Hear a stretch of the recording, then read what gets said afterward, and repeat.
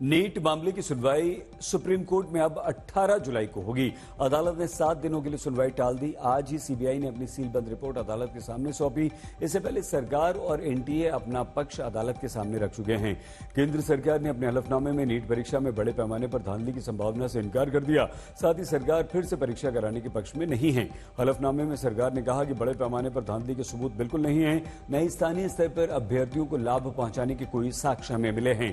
सरकार ने supreme court को बताया कि जुलाई के तीसरे हफ्ते में काउंसलिंग शुरू होगी, लेकिन अब 18 जुलाई को सुनवाई देखते हुए काउंसलिंग कैसे होगी ये देखने वाली बात होगी। उधर एनटीए ने सुप्रीम कोर्ट में अपना हलफनामा दाखिल किया, जिसमें टेलीग्राम पर कथित पेपर लीक के आरोप को एनटीए ने नकार दिया। एनटीए ने कहा कि डेटा विश्लेषण में नंबर का वितरण बिल्कुल सामान्य पाया गया। अभ्यर्थियों को जो मार्क्स दिए गए उनमें किसी बाहरी कारण का कोई कारक नजर नहीं आया।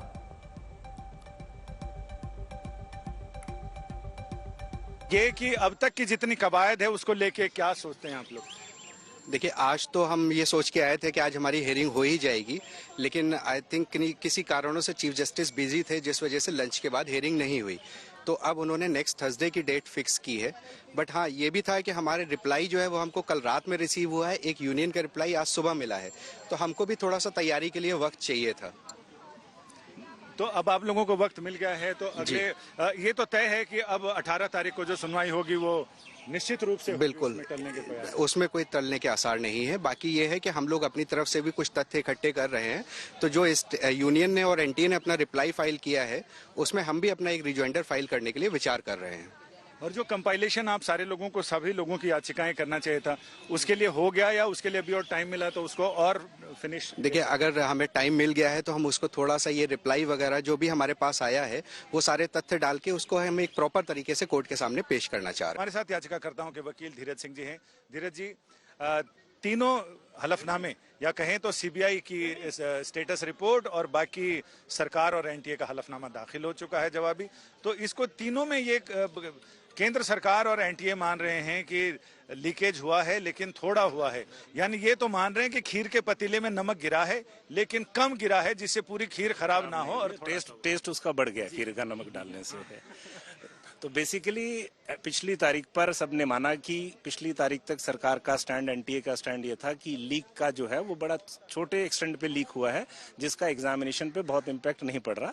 पर आज जो उनका एफिडेविट जो कल रात को हम लोगों को मिला है, उस एफिडेविट में उन्होंने लीक को बिल्कुल ही डिनाई कर दिया है।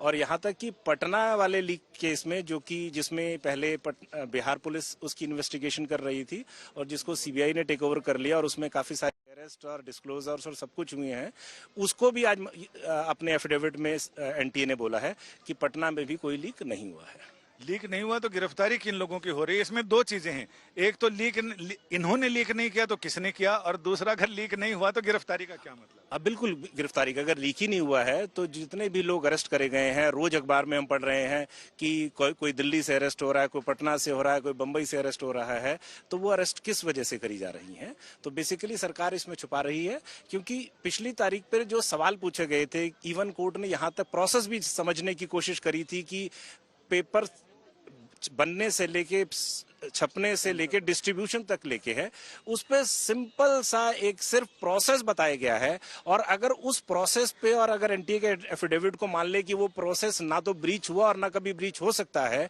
तो अभी यूजीसी नेट का क्यों पेपर कैंसिल कर दिया? क्या ये प्रोसेस तो सेम ही होगा ना? और दूसरा एक और इम्पोर्टेंट चीज है, एक 24 लाख बच्चों का हवा दिखाकर कोर्ट के ऊपर कहीं ना कहीं एक प्रेशर बनाया जा रहा है कि 24 लाख बच्चों का है।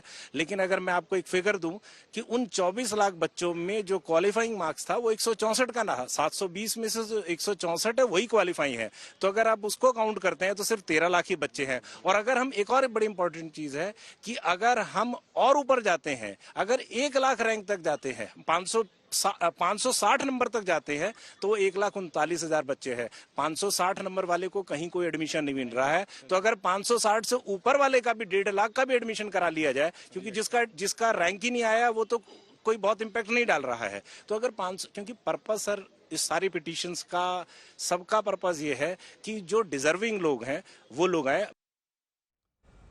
सरकार कह रही है कोई गड़बड़ी नहीं हुई, एनटीए कह रहा है कुछ नहीं हुआ। दोनों ने अपना अपना हलफनामा अदालत के सामने पेश कर दिया है, लेकिन जो प्रभावित थे बच्चे छात्र वो क्या कह रहे हैं, सुनिए। मामले में असली पीड़ित यही है और इनसे हम बात करते हैं। एक बार फिर मामला टल गया है, तो क्या प्रतिक्रिया आप लोग? सर, सबसे पहले तो ये देखिए, हम यहाँ पर आज सुबह से इस उम्मीद में आए थे कि काश आज फैसला होगा। आज इतनी भीषण गर्मी है, हम सुबह से पसीनों से लथपथ हैं, हमें इतनी गर्मी लग रही है और हमें ये सुन के बहुत बुरा लग रहा है कि अगली सुनवाई 18 तारीख तक टल चुकी है, क्योंकि इतना लंबा गैप है, हमारे ऊपर मेंटल प्रेशर पड़ेगा। हम ना ही ये सोच पा रहे हैं कि हम प्रिपरेशन ठीक से करें या फिर आगे क्या होगा।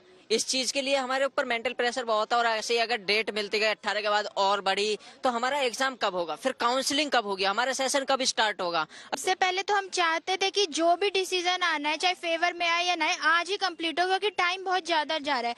अब आज टल गया, सोच रहे थे कल की होगी, मंडे की होगी, पर अब थर्सडे की हो गई। कम से कम मंडे की देते तो थोड़ा कम टाइम। काजल, जिस दिन एग्जाम हुआ था उसी दिन रिजल्ट आ गया था।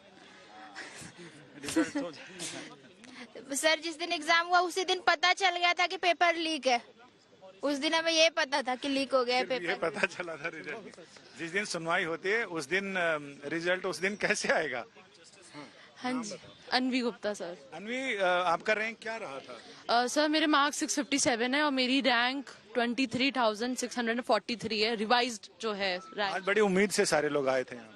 हाँ जी सर, पूरी उम्मीद से यहाँ आए थे कि अगर फैसला भी नहीं आता तो कम से कम हमें एक डायरेक्शन मिल जाएगी कि केस कहाँ जा रहा है, उसकी क्या डायरेक्शन है और क्या क्या नतीजे पे ये लोग पहुंचे हैं और क्या क्या वो काम कर रहे हैं उस पर। तो हमें आज सब कुछ पता चलता, बट अनलकली हम मतलब ये केस भी मतलब इसको पोस्टपोन कर दिया है 18 जुलाई को।